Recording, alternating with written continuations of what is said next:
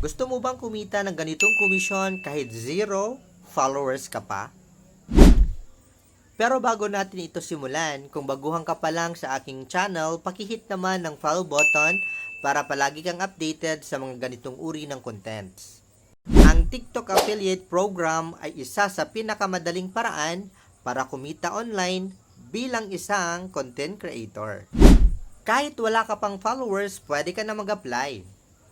Kahit zero followers ako, meron talagang pumasok na komisyon. Hindi totoo yung sinasabi nilang kailangan mo ng 600 followers or 5k followers bago ka makapag-affiliate o makapag-share ng product link. Maraming nagsasabi na may requirements sa followers bago ka ma-approve kay TikTok. Sa video na ito, kakagawa ko lang ng bagong TikTok account. Nang hakbang, gumawa ka ng bago at sarili mong TikTok account. Kung may existing account ka na, okay na yan. Next, puntahan natin ang iyong TikTok account. I-click mo yung 3 lines sa taas, tapos i-click mo yung TikTok Studio. Sunod, i-click mo yung TikTok Shop for Creators. Pagkatapos, may lalabas. I-click mo yung circle at click Apply. Once na na-apply mo na, i-review na yan ni TikTok at makikita mong ganito ang lalabas. Congrats ka na ni TikTok sa pagka-approve ng application mo. Pagkatapos nyan, i-click mo lang yung Start Earning, makikita mo na ang TikTok Shop Creator Center. Pero, dahil zero followers tayo, kailangan nating ayusin ang account. I-click mo yung earnings at may lalabas na kailangan mong i-confirm yung age mo. I-click mo lang yung confirm at verify. Pagkatapos mo nito, kailangan mong ilagay ang birthday mo. Mula dito, pipili ka ng page age estimation. Pagkatapos mong i-click, ganito ang lalabas. I-click mo lang yung open camera. I-click mo yung gated allow open camera. Ilagay mo lang ang mukha mo sa oval. Pagkatapos nito ay age confirm na agad. Kapag na-verify na ang age mo, i-close mo yan at makikita mo yung you can now share your link to start earning a commission. Kahit zero followers pa lang ako, pwede na. Ngayon pupunta ako sa earnings. Pag-click ko ng earnings, i-add lang natin ang account information. Kailangan mong mag-set up ng mobile number at may darating na code. Pinili ko na ang citizen ako. I-click mo lang yung citizen at continue.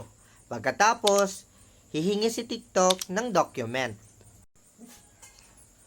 Ang pinili ko ay Fill ID dahil yun ang meron ako. I-click mo lang yung continue at good to go ka na. Step by step lang ito.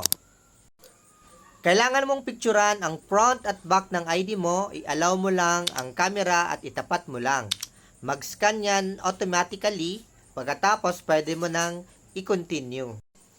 Ngayon, kailangan mo mag-take ng selfie. Bawal ang nakasalamin o may sombrero dahil i-reject yan ni TikTok. Pagkatapos ng dalawang steps na ito, i-review na agad ni TikTok. Hindi na kailangan ng 24 hours kasi 4 seconds lang at ma-approve na ang information mo. Pag na-approve ka na, pwede ka nang kumita. Dito sa earnings, makikita mo lahat ng records na mga bumili sa'yo. Dito mo rin maaayos kung saan mo ilalagay ang kita mo whether sa GCash or sa bank account. As you can see, zero followers tayo at naka-hide ang showcase ko. Ang susunod na gagawin natin ay mag-share ng product link sa Blue App. Maghahanap ako ng yellow basket. Tandaan, hidden ang showcase ko, kaya kahit hindi galing sa showcase ko, kikita ako ng komisyon. Dahil bago pa lang ang account ko, wala akong mahanap na yellow basket. Ngayon, magsisearch na lang tayo ng product at ito ang napili ko. Dito sa product marketplace, pagsisearch ako ng Dermo Republic Serums. Kasi ito yung pinakamagandang i-promote sa ngayon. Click mo yung share button, then makikita mo yung magkano yung commission mo, tapos click copy link. Tapos, punta tayo doon sa Facebook mo para i-share ang product doon. So, dahil may page ako, dito ko i-share yung mga product links ko na galing po kay TikTok. Yan. Ang gagawin lang natin ay ayusin natin yung pag-post natin. Bali dito sa image gallery, ito pala yung mga pictures na na-screenshot ko kanina. Hindi ko na pinakita guys para hindi na humaba yung video natin. Okay. Dahil ready na ang ating pang-post, mayroon ng caption at syempre mayroon ng affiliate link, ay ready to post na po ito. At yan, boom, na-post na natin ang ating unang product link. Ngayon, susubukan nating bumili sa ating sariling product link na pinost dito sa Facebook. Yan. Every customer, guys, na makikita yung post ninyo, na mag-click dyan at bumili ng product doon sa link po ninyo, ay makakatanggap tayo ng komisyon. Okay, susubukan natin kung papasok ba yung commission natin na 23.40 doon sa ating TikTok account. Ang kagandahan dito guys, kasi picture lang yung gamit ninyo, kahit hindi na po kayo gumamit ng video o mag-video ng sarili po ninyo, ay pwede kayo mag-promote. Kasi through affiliate link, pwedeng picture, video yung pwede ninyong gamitin para mag-promote po ng product po na gusto po ninyong i-promote.